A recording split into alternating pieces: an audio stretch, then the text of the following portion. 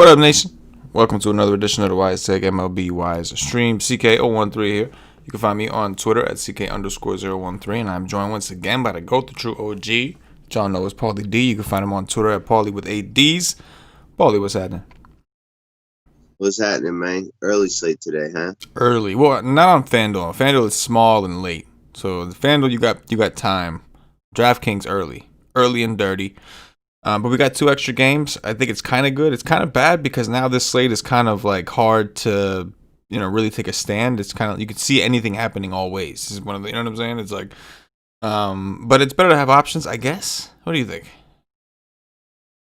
I guess. I mean, what does FanDuel got? A 3-game slate? I think it's 4. I think FanDuel's got a 4. 4? Yeah. But there's... I mean, actually, it should only be 3. They have 4 somehow, so they must be including a game that DraftKings is just not, I guess. No, that's 4. Yeah, the Toronto Red Sox, Padres, Angels, and Doyers. Yep. At 6:30. Dirty style. Nope, never mind. Yeah. All right. Then. Oh, I know how. For the Dodgers Arizona thing, that's not on the main slate, correct? No, it is. Dodgers Arizona. They're on the main slate. Oh, yeah, Kershaw. So yeah, it's just 2 more games. It's just that they got the Philly game and the Met game, so they included the 2 4:00 games. That was basically it.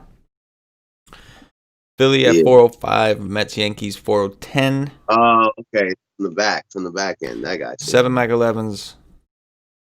Yeah, 8:38, 9, 10. The Mac never ends. That's it. That's definitely curious to hear your thoughts on things, man. Like I said, when I was going through it, I mean, it seems pretty easy to recognize some chalk spots, especially on FanDuel with less options. But a lot of the stuff you could argue can go both ways. We've got Eflin in a game with a 10-run total. We've got what's his name, Taijuan Walker in Fenway against the Red Sox team with a 10.5 total. So there's a lot. You got Clevenger against the Angels. A lot of things where you're like, well, I think it's gonna go this way. Danny Duffy against the White Sox again. I think it's gonna go this way, but it could go that way. So curious to hear your thoughts. Let's talk about pitching. All right. I mean, Kershaw's looked really good. I doubt I really get to him. I don't really like taking him against Arizona. I don't like taking lefties against Arizona. Although they've been pretty bad against lefties this year. I expect that to turn around. I'm kind of just on that. I like a guy a couple slots below. I'm sure you can guess who. Dylan Cease, I do have a little bit of interest in. J.A. Happ, I have absolutely zero interest in. I used him and won money against the Mets like a week ago. That's a miracle. That'll never happen again. We're using the Mets bats today, at least I am. And I really like Mike Clevenger. I think this is a great little spot for him. I like Andrew Heaney in the same game, and I do not like Luke Weaver at all. I'll cut it there at 8-2. Yeah, and not too much different. I'll have a little more Kershaw, more because just a lack of interest in too many other people. But Clevenger would be one of my favorites for sure, based off price. He threw 80-something pitches in his last game with Cleveland. I don't know if that was because his little layoff. He had a few weeks off or whatever before that for being a dick, as we discussed very thoroughly. But narrative-wise, it lines up perfectly for Clev. He started his career with the Angels. They're the ones who drafted him. He never wanted to leave California. He said he had these dreams of being like the California athlete. Got traded to the Indians. Did the dirty to them. They did the dirty to him. And now he gets to play back in the California team in San Diego, one of the most beautiful fucking places in the world to live in. And he gets a chance to play in the Angels. So I think he's looking to make an impression. I think he's too soft of a price on DraftKings. Kershaw, again, I don't like picking on the D-backs either. They're not striking out against lefties. They're not striking out at all. But they still have just terrible numbers, like a 109 ISO against lefties this year. I do expect it to improve at some point. But again, just a lack of options. I think Heaney, like you said, is kind of interesting. The Padres, they're another one of those polarizing spots. Either the Padres are going to pound that ass, or he's going to shut him down and kind of break the slate. That's kind of how I see it. So Padres are a very tough team to pick on, but Heaney does have strikeout stuff. He does have a lot of hard contact, a lot of fly balls, but he does have strikeout stuff. What about under that? Right, and I'm with you on Weaver. No way. What about under that? Um, I got no interest in Zach Eflin. I actually would like to attack him a little bit. Not much interest in Anibal Sanchez. Actually, like zero interest in Sanchez. No interest in Duffy. No interest in Perez. No interest in Gesellman. And Taijuan Walker, like, I actually think he does get hit, but he's so cheap and he does strike dudes out lately. Like, I don't see how he can hurt you unless he gets absolutely murked. Some of the Boston bats really have kind of gotten it going, particularly Rafael Devers. JD missed like 2 games, came back with a vengeance yesterday. Jackie Bradley's starting to wake up. Last year he kind of woke up and had like a 2-month like tear.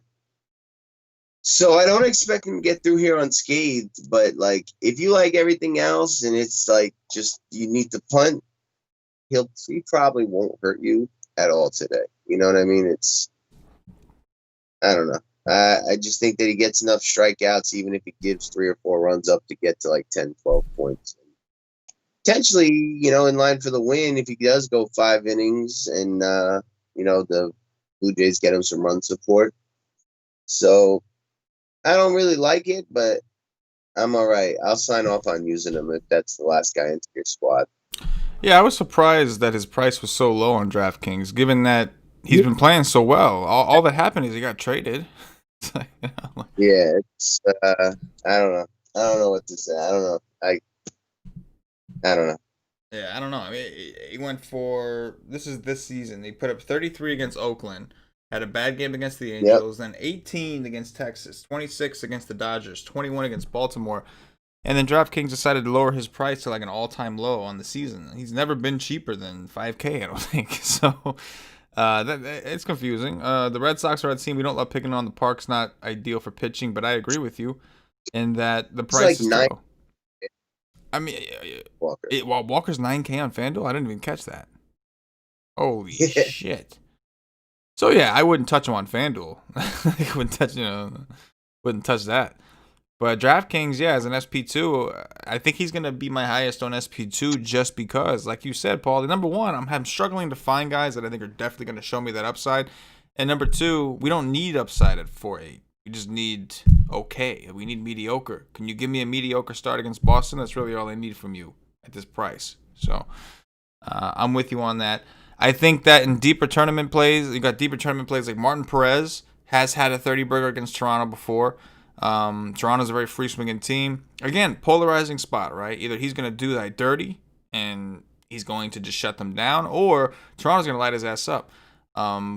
Kind of on the fence with that situation. I think the same thing goes for Danny Duffy. Now, Danny Duffy's situation, I'm actually interested in Danny Duffy. I will have some exposure to Danny Duffy. That's not to say I won't have any White Sox stacks. They are the best team in the league against lefties. But he just saw them, had a mediocre start, which again may be passable on a slate like this, and that was in Chicago. Now he's going to be in a much bigger park in Kansas City. So I do think that works in his benefit. His strikeout rate looks really healthy. The White Sox, despite being so good against lefties, are striking out. So Duffy's the one. Duffy and Walker are the two below here that I will actually have exposure to. Walker more because, again, that's just a price thing. It's just crazy. And Dasi, talk to me about some stacks. Yeah, I like the Mets. Let's go Mets today. Just because it's common that, a guy who does well doesn't the next time doesn't mean that's like always going to happen. Like, as I'm looking around this slate and we're talking about it, it's like, damn, what am I just going to have Haney, Clevenger on every team? And maybe I do, I think that works. I also don't mind CK. And I like what you said about Perez. Although Toronto's won 15 of the last 19 games or something, and everybody's hot. Randall Grichuk is a player of the week. That's a tough bullet to swallow in Boston. 10.5 total. That's tough. I don't know, but I do like what you said. Free swinging. If he's on and they're all over the place, it could work out. and it'll be like 3% owned. But I don't know. I don't see myself really using anything else. But what I was getting at is I wouldn't fault you if you want to use J.A. Happ as a pitcher as well. But I do like the Mets bats. I really like Jake Marisnick, Todd Frazier, J.D. Davis, Jeff McNeil, Conforti, Pete Alonso, Dominic, all of them. You don't need to lefty, righty versus Happ. He gets hit by everybody, and he's a fly ball pitcher. It's hot as shit out there. The wind is blowing out. I think he gets lit up, and I think he gets lit up to the point that we get the bad bullpen in there, and maybe he gets hit some more. Maybe the Mets thing keeps going, but Mets are, 3-man and 5-manable. After that, I like the White Sox bats. They crush lefties. Danny Duffy's not very good. And after that, I like the Dodgers bats. Give me some Dodgers. Late night hammer action against Luke Weaver. I think I always make this play. I think it never works. And today it finally will. Please. One time. And that's it. It's a very positive. Oh, and I also like the Nationals bats.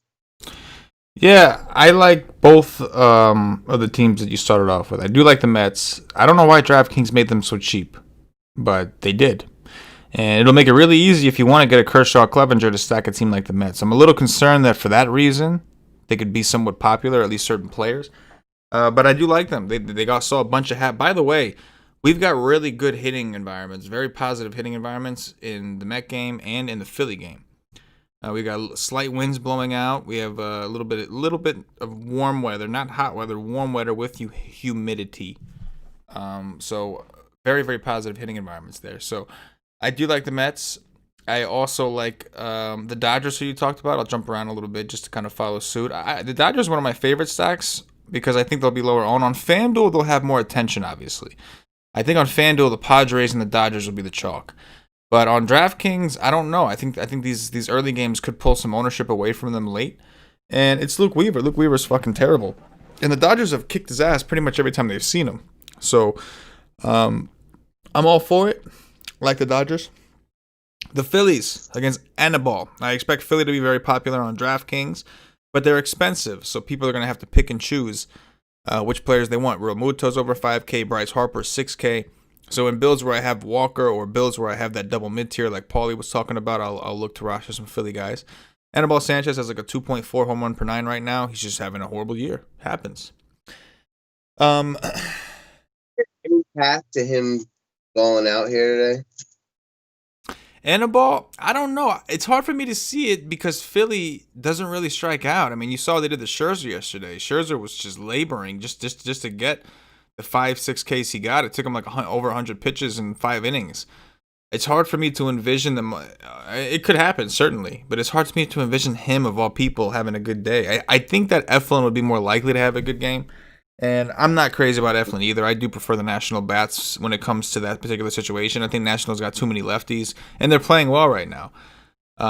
But I think Eflin is like at least legitimately pitching fairly well, whereas Anibal just looks completely lost out there. That's exactly what Anibal looks like. Exactly. I wanted to ask you, what are your thoughts on the Yankees? And they've burned me a couple days in a row, so at this point I don't even care. But what do you think about the Yankees against Giseleman and the Mets bullpen? I mean, I don't love the lineup they put out. It's starting to get kind of ugly. I think I would only do like a 3-man. LeMahieu, you got to play right now, playing the Yanks. Voigt's got the power to hit it out. And, Gio Urshela or Clint Frazier. But outside of that, I don't think I'd go 5. I think I'd just do 3-man here if I go Yanks. Fair enough. Fair. How many innings do you think will go? How many innings is Giseleman? Yeah. Well, I think the plan is to stretch it. I think the plan is to stretch him out. That was the plan initially, but he's been terrible in combination with his little pitch count. He went 4 innings against the Yankees last time. Actually, wasn't a bad day. 4 Ks, 4 strikeouts. So I think he'd be allowed to. I think he'd be capable of going 5 if necessary.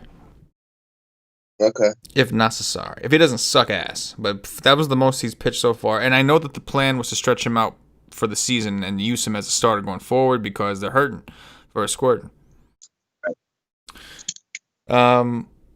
Shit.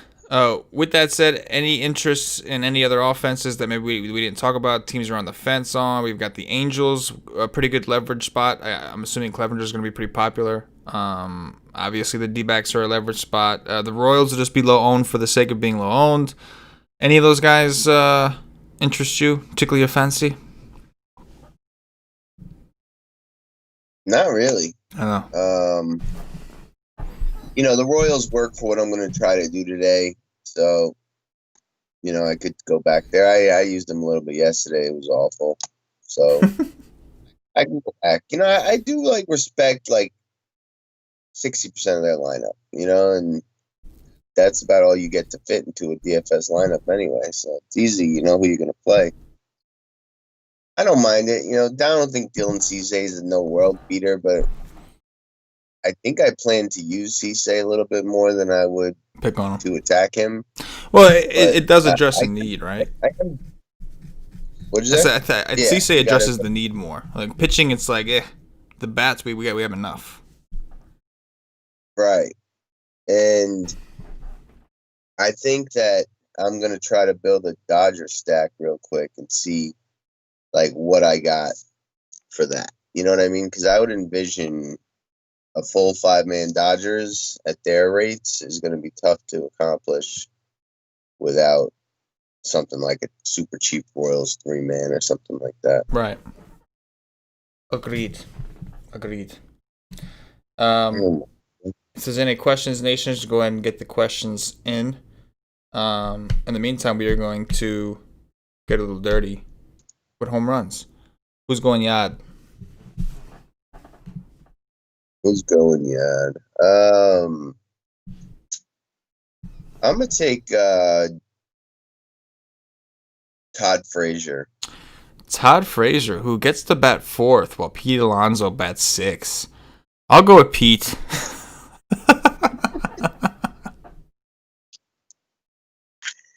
Rafael Devers. I will go with Rhys Hoskins because he's been hot like dicks. Yeah, red hot. Man. Soto. I like that Soto. one. I like Soto. I'll go with Manny Machado. Assuming he's in. We don't have their lineup. Manny Machado. All right. Mm-hmm.